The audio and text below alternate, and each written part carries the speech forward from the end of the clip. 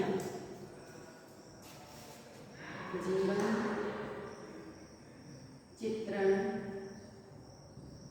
तथा कृतियाँ। ठीक है, हम किनके बारे में पढ़ेंगे? Max weber. मैक्स वेबर ऐसे व्यक्ति वो थे जिन्होंने सामाजिक क्रिया, शक्ति, सत्ता और प्रोटेस्ट आचार पूर्णिमा की आत्मा का वर्णन किया।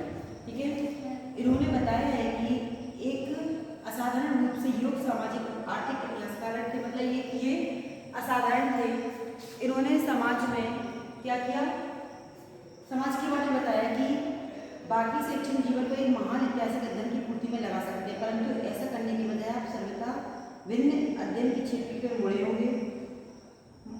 जो हमारे राजनीतिक अर्थशास्त्री थे, कौन? Max weber. ये कौन थे? राजनीतिक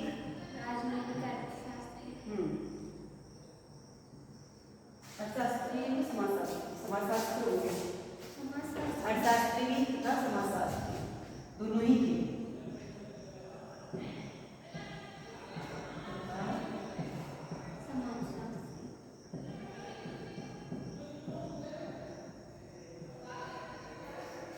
इनका जन्म 21 अप्रैल 1864 में, हाँ,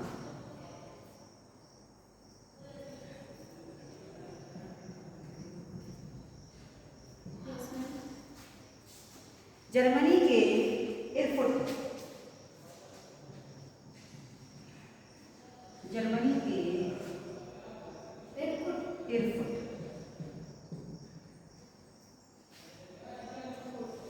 नामक स्थान में एक धनी परिवार बना।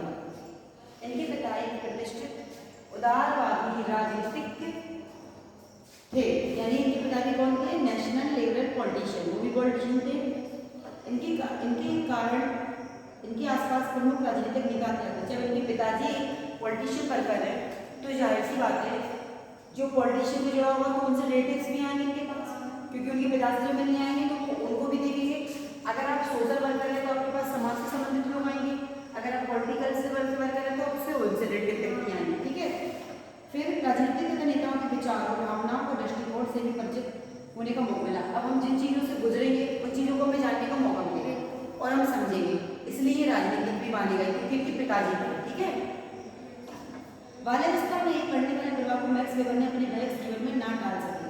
हम इसमें मेन बात क्या लिखेंगे कि 3 वर्ष तक श्री वेबर ने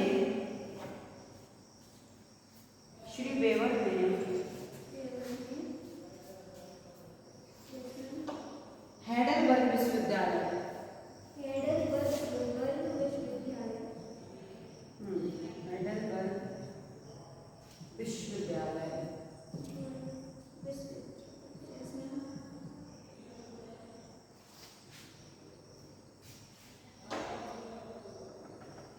कानून की शिक्षा ग्रहण की, लॉ। ठीक है, सन 1885 में कानून की उपाधि, 1885 में कानून की उपाधि, डिग्री। ठीक है, 1891 में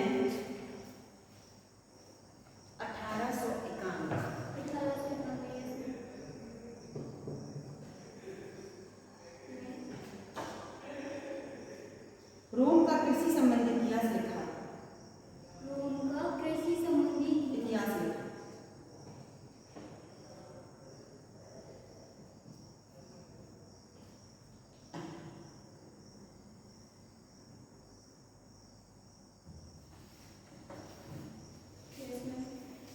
और 1892 में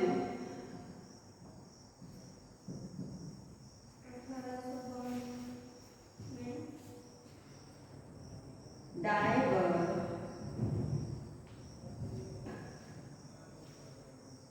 एल्मिसिस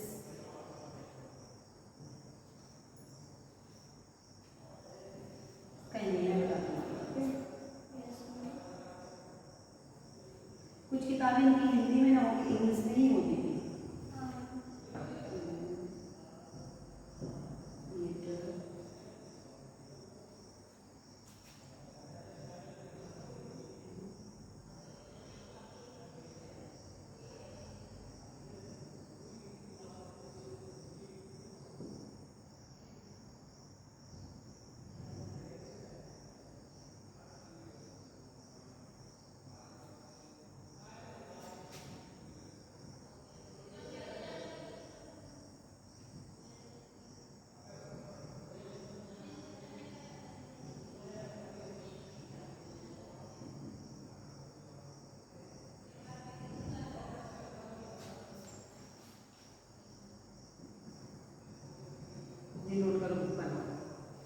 divert legacies their land and immense emissions land इनके नाम ही अलग है, क्योंकि जर्मनी के हैं तो इसलिए उनकी सब्जी अलग नहीं है। ये इन्होंने किताब प्रकाशित की है 1892 में।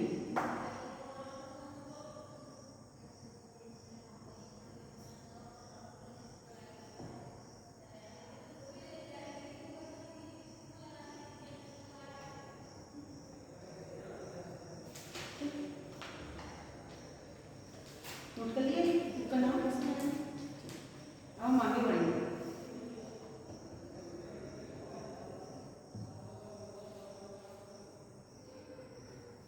एक बुक का नाम है 1906 में 1906 हाँ 1906 में इसमें मैं टिक कर दूंगी कि बोल दूंगा? टिक कर दूंगी। The Protestant ethic and spirit of Catholic सन 1906 में प्रकाशित हुई है, जिसमें धर्म के समाजशास्त्र का सर्वोत्तम रूप है। धर्म के समाजशास्त्र, चूंकि ये सामाजिक वाले भी थे तो उन्होंने उस पर भी अध्ययन किया, ठीक है, धर्मशास्त्र पर इन्होंने अध्ययन किया। और उसके बाद इन्होंने बताया कि किसी कारण गैर प्रोत्साहित धर्म वाले देशों में पूंजीवाद का वास्तविक विकास संभव नहीं है। पूंजीवाद के बारे में हम बता चुके हैं, पूंजीवाद क्या होता है, ठीक है। अब इनकी सामाजिक, हमें क्या पढ़ना है, इनका मैक्स वेबर का सोशल एक्शन, इन्होंने सामाजिक क्रिया में क्या काम किया, ठीक है। तो मैक्स वेबर की सामाजिक विचारधारा में क्रिया के सिद्धांत का एक अलग महत्व है, क्योंकि अपने मतानुसार सामाजिक क्रिया ही समाजशास्त्र की केंद्रीय अध्ययन वस्तु है। इसी तथ्य पर बल देने के लिए अपने समाजशास्त्र ऐसे वैज्ञानिकों ने परिभाषित किया जो सामाजिक क्रियाओं का व्याकरण बोध होता है। यानी इनका कहना है कि व्यक्तिगत क्रिया एवं दूसरी सामाजिक क्रिया स्पष्ट है कि सामाजिक क्रिया व्यक्तिगत क्रिया नहीं है।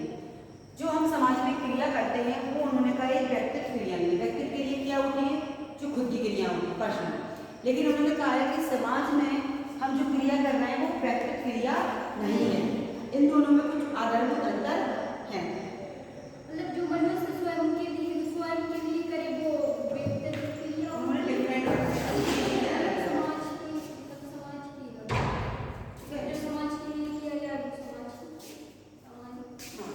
तो इनका कहना है कि किसी भी क्रिया को हम तभी सामाजिक क्रिया कहना चाहिए या उस क्रिया को करने वाला व्यक्ति या व्यक्ति द्वारा किया गया व्यक्तिनिष्ठ अर्थ किसी दूसरे व्यक्ति की मनोभाव प्रतिक्रिया को समावेश हो। यानी अगर हम कोई काम कर रहे हैं जिसमें खुद का प्रॉफिट हो रहा हो तो हमारा व्यक्तिगत क्रिया में है। सामाजिक क्रिया जब कहलाएगी या हमारे द्वारा या दूसरे द्वारा वो दूसरों के मनोभाव के लिए, ठीक है, दूसरों के दूसरों के लिए पैसा डाले, तो वो हमारा सामाजिक क्रिया में आया। समझ में आया? सामाजिक क्रिया की क्या उन्होंने अलग अलग विवेचना की है। जैसे सामाजिक क्रिया दूसरे व्यक्ति के भूतकाल, वर्तमान तथा भावी व्यवहार द्वारा प्रभावित हो सकती है। भूतकाल यानी पास्ट, प्रेजेंट, और दूसरा क्या बताया इन्होंने, फ्यूचर की बात की है क्या, भूत, वर्तमान और भावी व्यवहार, फ्यूचर। अब उन्होंने क्या कहा है, ये जो हमारे होते हैं पास्ट, प्रेजेंट, फ्यूचर, तो उन्होंने बताया है कि सामाजिक क्रिया दूसरे व्यक्ति के व्यवहार में परिवर्तित करते हैं। जाहिर सी बात है, हमारे द्वारा किया गया काम आपके पास्ट को भी रिलेटेड हो सकता है, हम आपके प्रेजेंट को भी व्यवहार में परिवर्तन कर सकते हैं और आने वाले फ्यूचर में। अगर एक शिक्षक बालक को अच्छे से मोटिवेट करेगा तो बालक का क्या होगा, अगर वो पास्ट में खराब है, मान लो उसकी व्यवहार खराब है, लेकिन आप उसको जब अच्छे से मोटिवेट करेंगे, उसको समझाएंगे, तो वो क्या करेगा, अपना प्रेजेंट सही करेगा और फ्यूचर भी अच्छा करियर करेगा। तो इससे द्वारा क्या होगा, यदि एक व्यक्ति दूसरे व्यक्ति पर किसी पिछली दुश्मनी बदला लेने के लिए आक्रमण करता है तो सामाजिक क्रिया होगी, क्योंकि इस आक्रमण करने की क्रिया का संबंध उसके आक्रांत व्यक्ति की भूत क्रिया होगी। यानी अगर हम पिछले जन्म का मतलब पिछली बातों का बदला लेके चले, ठीक है, हम कहते हैं तो इससे बदला लेना है, हमें तो इससे लड़के से बदला लेना है, ये बहुत बड़ा लड़का है, इसने हमें जिंदगी बर्बाद कर दी, तो हम उसको हमने अपने मन में बिठा लिया कि हमें इससे बदला लेना है, तो हम बदला लेने के लिए कुछ भी करेंगे। उस आक्रमण करने की क्रिया का संबंध उसके व्यक्ति की भूतकाल की क्रिया से संबंधित, क्योंकि हमने उसके हम पास्ट प्रभावित होगा, उसकी कई प्रतिक्रिया होंगी। उसी प्रकार क्लास में जो प्रोफेसर लेक्चर देने के साथ साथ नोट्स भी लेना सामाजिक क्रिया में है। यानी हम किसी भी लोगों के पास्ट को लेकर उसमें अपने अंदर एक ऐसा वो व्यवहार बना लेते हैं कि हम उसके लिए कुछ भी करने के लिए, तो क्या होगा, इससे उसकी अलग प्रतिक्रिया बनेगी हमारी। ठीक है, इतना समझ में आया। दूसरा आता है इस दृष्टि से प्रत्येक क्रिया, यहाँ के प्रत्येक व्यक्ति की भाग क्रिया सामाजिक क्रिया नहीं होगी। नेक्स्ट देखेंगे, अगर मानव क्रिया ना तो व्यक्ति के द्वारा की जाने वाली क्रिया होती है, व्यक्ति उस क्रिया को कहते जो केवल दूसरे व्यक्ति होते हैं। समाज में कई प्रकार की क्रियाएं होती हैं। एक पर्सनल क्रिया, पर्सनल यानी क्या होगी हमारी खुद की, ठीक है, और एक होती है डिपेंडेंट, जो हम दूसरों के डिपेंड करते हैं। पर्सनल में हम खुद की चीजें देखेंगे, मूलभूत आवश्यकता देखेंगे, मूलभूत अपने खुद के पर्सनल बातों को देखेंगे। पर दूसरी बात, अगर हम समाज के हिसाब से करें, समाज में जितने लोग रह रहे हैं उनके हिसाब से हम प्रतिक्रिया दें, तो वो हमारी सामाजिक क्रिया। ठीक है, हो गया समझ में। फिर आएगा सामाजिक क्रिया की श्रेणियां।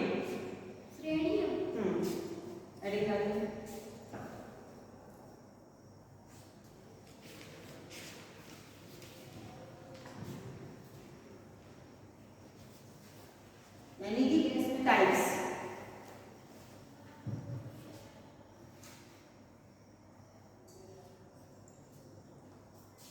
श्रेणियां या प्रकार।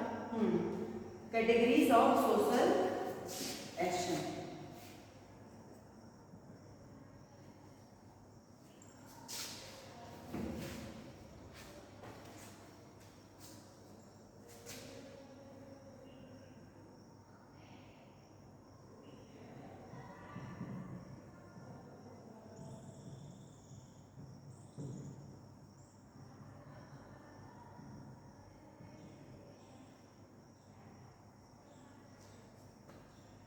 पहला क्या है,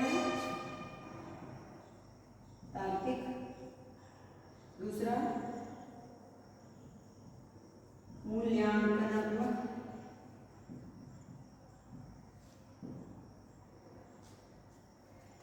तीसरा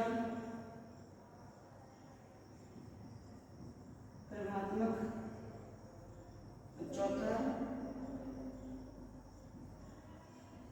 परंपरात्मक। ठीक है, ये हुए कैटेगरीज। अब पहला हमारा है तार्किक। तार्किक क्या है बताओ। मतलब किसी तर्क के द्वारा समझने वाला, मतलब तार्किक क्रिया तर्क वाली, ये वो वाली नहीं है कि हम तर्क कर रहे हैं, आर्गुमेंट कर रहे हैं, वो आर्गुमेंट नहीं है। तार्किक, तार्किक की बात हो रही है, तर्क नहीं।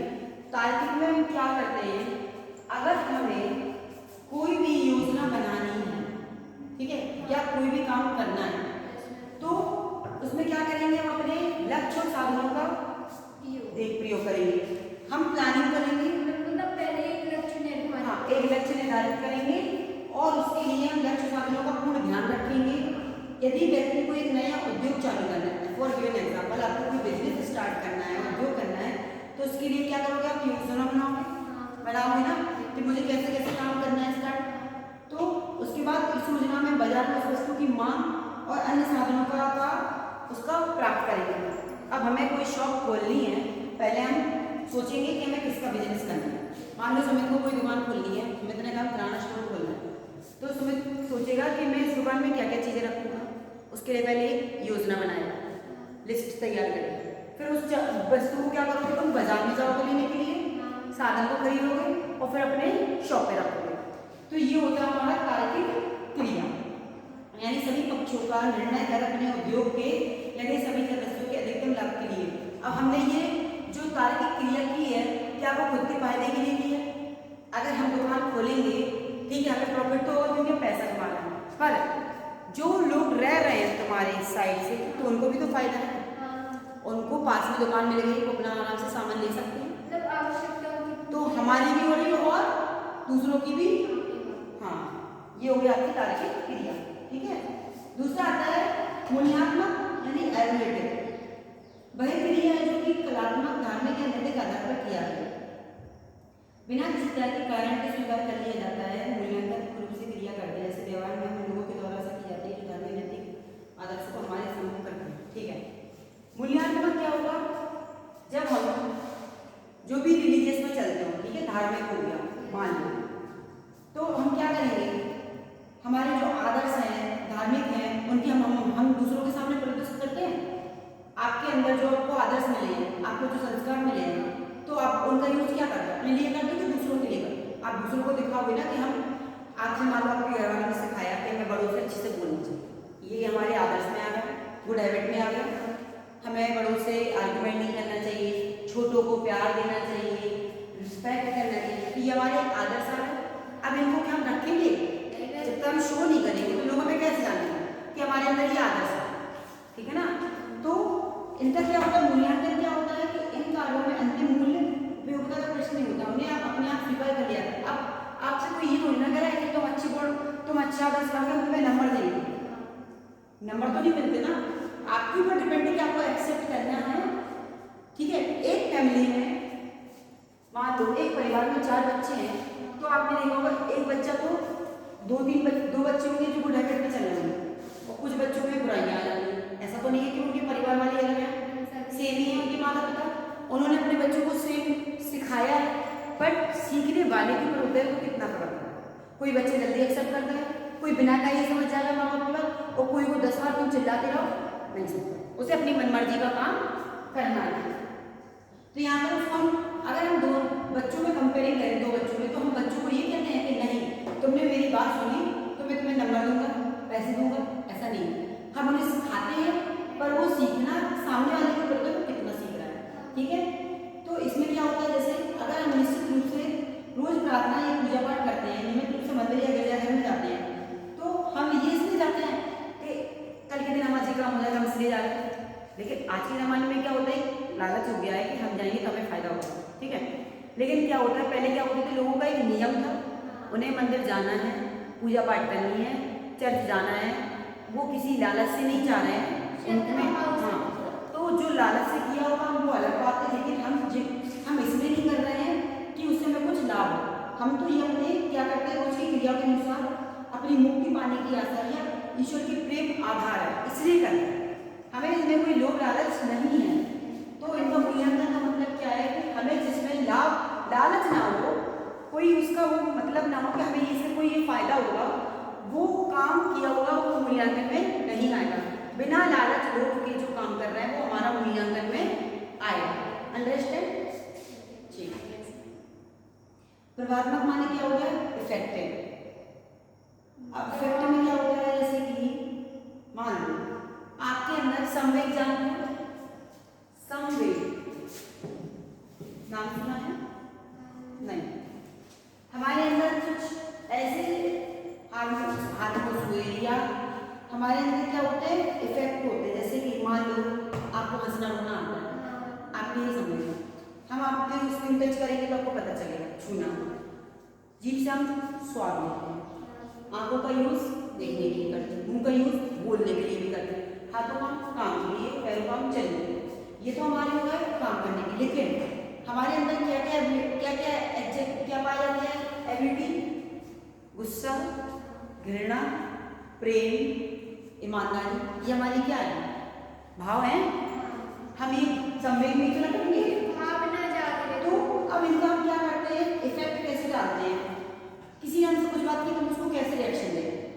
ठीक है, एक प्रकार का व्यवहार कर सकता है कि बात को पछतावा हो या जोखिम समय मस्तिष्क में खराबी नहीं, यानी कि हम किसी व्यक्ति के अपने इमोशन को कैसे प्रेरित कर रहे हैं। मान लो किसी ने अच्छी बात की, हम उसको गुस्से में ले गए, हमने क्रोध का इमोशन दिखा दिया, कहीं पर शोक क्षमा तो हम हंसी मजाक कर रहे हैं, ऐसा नहीं होता।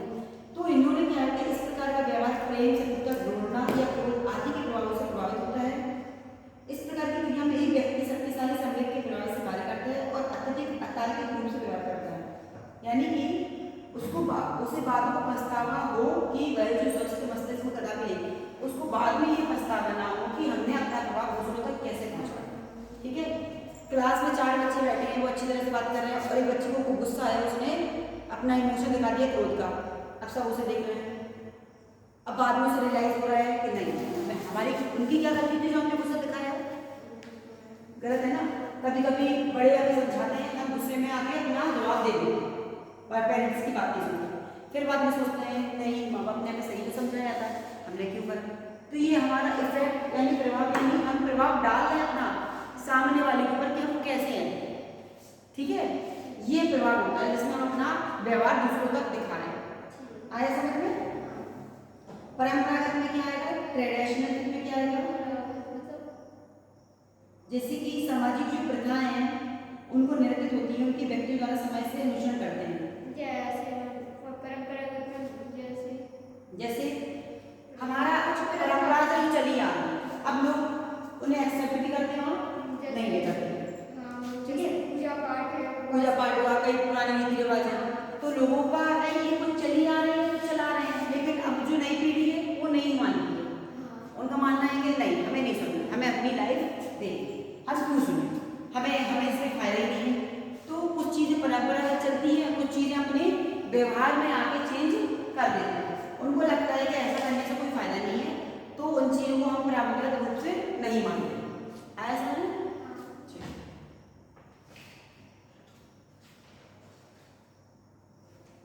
सोशल एक्शन समझ में आ गया, ये पूरा हमारा सोशल एक्शन था। फिर आता है पावर एंड अथॉरिटी।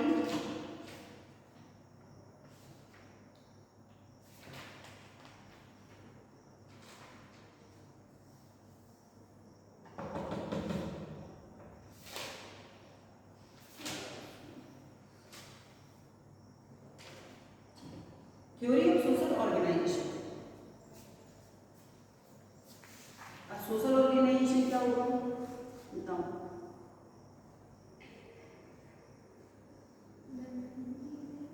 मतलब समाज में जो आदर्श प्रारूप की अवधारणा, समाज में आदर्श प्रारूप की आदर्श मैं हिंदी लिख रही हूँ, प्रारूप की अवधारणा।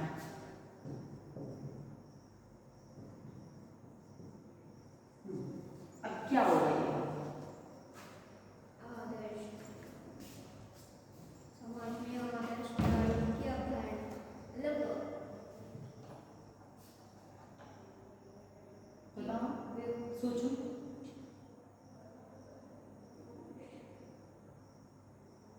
आदर्श मतलब जैसे कि जब मतलब खुद स्वयं शिक्षित होंगे तो मतलब मान लिया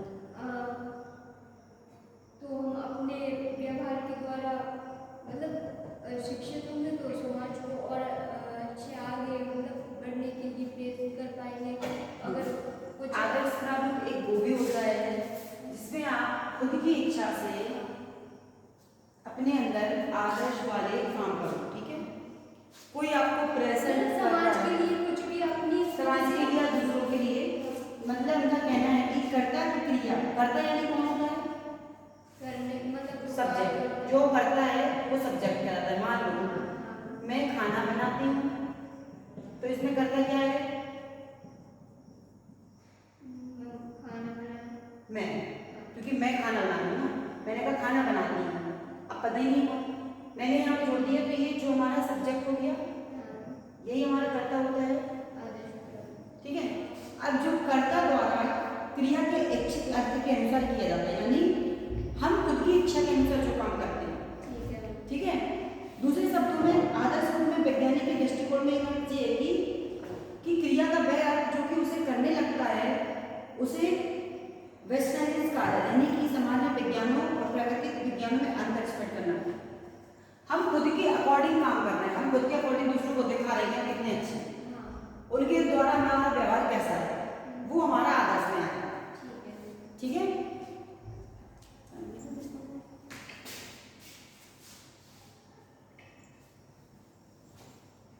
अब जैसे कि इसमें आता है आपकी ये आदर्श प्रारूप हो गया।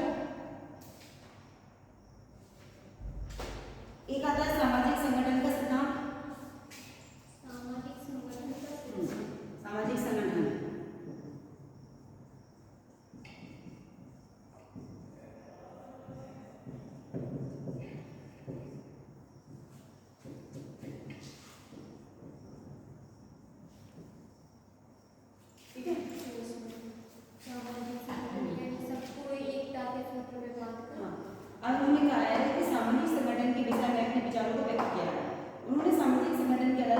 पावर को काफी मैंने किया है, एक शक्ति को, परंतु वह शक्ति शारीरिक शक्ति, अणुशक्ति या सैनिक शक्ति नहीं है।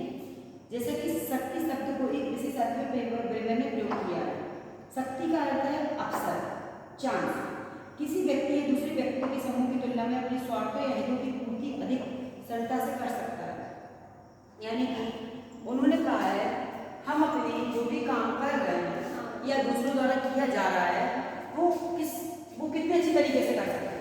ठीक है, वह समूह में अपने स्वार्थ और हितों की पूर्ति, स्वार्थ यानी क्या होता है, सेल्फ हित, अपने खुद की इच्छा के लिए अपने लिए पूर्ति कर रहे हैं, तो उसमें कितनी सरलता मिल रही है उसको, तो अक्सर ये व्यक्ति समूह के लिए एक शक्ति का अर्थ बन जाता है। यानी हम दूसरों पर भी तो डिपेंड हो रहे हैं, हमने अपने फायदे के लिए इससे बात की क्योंकि हमें लग रहा है ये अच्छा पढ़ता है क्लास में, ये हमें हेल्प कर सकता है, नकल करा सकता है, अब हमारे से स्वार्थ आया। ठीक है, हमने सोचा अगर हम दुकानदार से ज़्यादा फ्रेंडशिप कर लेंगे, उससे अच्छा पढ़ा लेंगे तो हमें फ्री में सामान दे देंगे, तो इसमें हमने अपने स्वार्थ के लिए तो बात की। तो जो हम स्वार्थ के लिए जो काम कर रहे हैं और उसमें हमें सरलता मिल रही है, वो हमारी एक शक्ति के अर्थ में बन जाए। हमारे अंदर एक ऐसी पावर है जिससे हम दूसरों को जल्दी उल्लू बना देते हैं, एक तरीके से बेवकूफ़ बना देते हैं। तो ये हमने अपने स्वार्थ के लिए समझा है, इसलिए मैं ऐसे ऐसे जो मैं एग्जाम्पल देती हूँ उसको भी जल्दी समझ। तो ये होता है कि अब हमने क्या करा, अकेले तो हम करेंगे नहीं फायदा, दूसरे के अच्छे तीसरे के लिए भी हम उसको भी बेवकूफ़ बनाएंगे, तो हमने एक संगठन बना लिया, एक संगठन के रूप में काम कर रहा ना। ठीक है, अक्सर व्यक्ति समूह को बना या बिगाड़ सकता है। अब आपका एक ग्रुप है, मान लो कई बच्चों का ग्रुप है, हमने देखा ये बच्चे अच्छे पढ़ने में तो हम भी ऐड हो गए, अब मान लो कुछ फॉल्ट थे, हमने उन बच्चों को बिगाड़ दिया। कभी कभी हम जो अवसर है हमारे अंदर जो कैपेसिटी, हम दूसरों को भी हार्म करते हैं क्योंकि नुकसान नहीं करते। कभी कभी पेरेंट्स ने नहीं बोला होगा तो उस बच्चे की संगत में नहीं रहोगे, बच्चा सही है, तुम उनकी दोस्तों के संगत में नहीं रहोगे, वो सही, तुम्हारी दोस्त अच्छी नहीं है, तो इफेक्ट डालता है ना। तो क्या होता है, कभी कभी हम खुद के लिए क्या करते हैं, खुद के अंदर भी चेंजेस कर लेते हैं। ठीक है, अक्सर व्यक्ति समूह को बना या बिगाड़ सकते हैं। अब हमारा जो ग्रुप है वो बन भी सकता है और बिगाड़ भी सकता है। अक्सर प्राप्त जो व्यक्ति है वो अपने व्यक्तित्व को किसी भी सीमा तक विकसित कर सकता है, यानी उसकी कोई लिमिटेशन नहीं है, कुछ भी अपने दिमाग पर कर सकता है। ठीक है, इसी प्रकार अवसर प्राप्त होने पर समूह अपनी उन्नति भी कर सकता है। अगर हम अच्छे रहेंगे तो हम प्रोसेस भी कर सकते हैं और हम घाटे में भी चलेंगे। आया समझने की कॉन्सेप्ट। प्रोटेस्टेंट आचार्य पूंजीवाद की आत्मा। नेक्स्ट आएगा आपका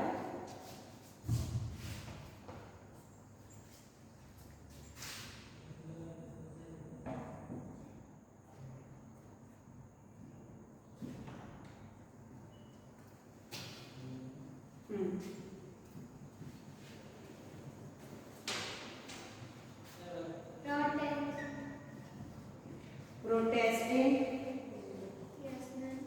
आचार और पूंजीवाद की आत्मा।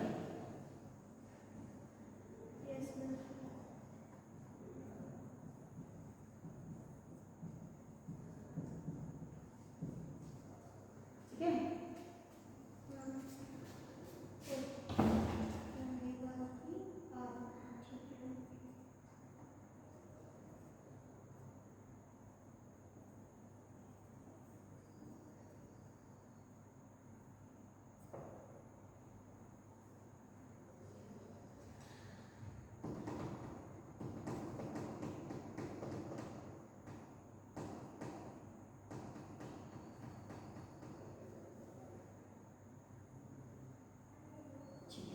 अब इन्होंने पूंजीवाद को क्यों जोड़ा। पूंजीवाद में क्या करते हैं, एक कार्य करने वाला पूंजी लगाता है, ठीक है, उत्पादन करता है। अब इन्होंने कहा है कि जो हमारा धर्म है, धार्मिक है, हाँ, वो धार्मिक और आर्थिक घटना एक दूसरे से संबंधित है। यस, ठीक है, तो इन्होंने बताया कि धार्मिक और आर्थिक क्रिया वो एक दूसरे से लेते हैं। कैसे, जो चीजें धर्म में होंगी वो हमारे इकोनॉमिक्स को भी इफेक्ट डालता है। ठीक है, जैसे कोई रिलीजियस है, मानने वाले ज़्यादा हो गए, उनकी संख्या ज़्यादा हुई, काउंटेबल ज़्यादा हो गया, तो ये काउंटेबल हमारे आर्थिक में भी होगा, किस इफेक्ट डालेगा। उनके लिए जो वस्तुएं हमें मंगानी है, जो यूज में है, हमें मान लो हिंदू धर्म वाले ज़्यादा हो, ठीक है, यहाँ पे मान लो हिंदू हो गया, यहाँ पे मुसलमान हो गया, मुस्लिम धर्म हो गया। एक एग्जाम्पल दे रही हूँ मैं।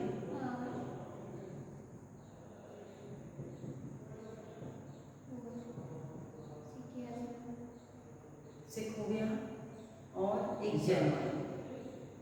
ठीक है, मोस्टली ये धर्म ज़्यादा चलते हैं। एक यहूदी यानी ईसाई मान। अब ईसाई धर्म वाले कितने लोग हैं? हिंदू धर्म के मान लो हमने 100% में 80% हिंदू धर्म मान लिए, यहाँ पे 5% है, ये भी 5% है, 15% तो यही हो गए, ये 80 तो यही तुम्हारा 120 तुम्हारा ये हो गया। इसको हम और कम कर देते हैं, ये 70 हो गया, 85 हो गया और 10% और ये मान लो आधे आधे। ठीक है, इनको हमने आधे आधे काउंट कर दिया। अब जितनी ज़्यादा संख्या होगी उनकी जरूरत के लिए हमें सामान होने चाहिए होगा। सिंपल सी बात है, मंदिरों की स्थापना करनी होगी, मंदिर की स्थापना ऐसे तो होनी होगी, उसके लिए हमें क्या चाहिए? सामग्री चाहिए। सामग्री किससे आएगी? जब हमारे पास धन। तो इससे हमारे आर्थिक चीजों पे इफेक्ट पड़ेगा। ठीक है, दूसरी बात, अगर कोई भी धर्म के रिलीजियस ज्यादा लोग हैं तो उनके लिए यात्राओं का करना भी काम होगा, उस हिसाब से मैं यातायात के साधनों का भी कराना होगा। तो इससे क्या होगा, जो धार्मिक और आर्थिक घटनाएं वो एक दूसरे से रिलेटेड होंगी। ठीक है, अगर कोई चीज नुकसान हो रही है जिस धर्म से, तो वो हमें तब भी इफेक्ट डालेगी, आर्थिक घटनाएं तब भी इफेक्ट होंगी, हानि होगी उनसे में। आपने देखा कभी सूखा वगैरह पड़ जाता है, लोग कितनी यात्राओं के लिए जाते हैं, कहीं गाड़ी पलट गई, कुछ हो गया, तो क्या होगा? आर्थिक घटनाएं भी तो इफेक्ट डालनी है, क्योंकि उनके लिए हमें भी तो जनता को करना पड़ता है ना। नहीं करेंगे हम सोचेंगे मर गई मर जाए, ऐसा तो नहीं हो सकता ना, सरकार ऐसा तो नहीं कर सकती ना। तो ये सब चीजें एक दूसरे को क्या करती है? इफेक्ट डालती है। ठीक है, धर्म के अनुसार।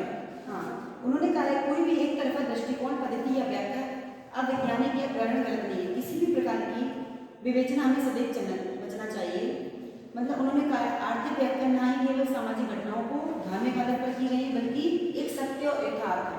हमने इन्हें मनगढ़ंत नहीं बनाया। जब हमने इनकी रिसर्च किया है, पता किया है, तभी हमने इन चीजों को इनमें इंक्लूड किया है। कोई मनगढ़ंत कहानी नहीं है, ये वास्तविकता है।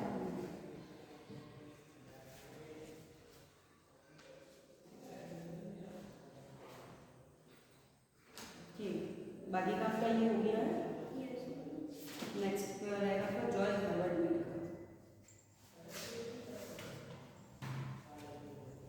सेमेस्टर कौन सा आपका?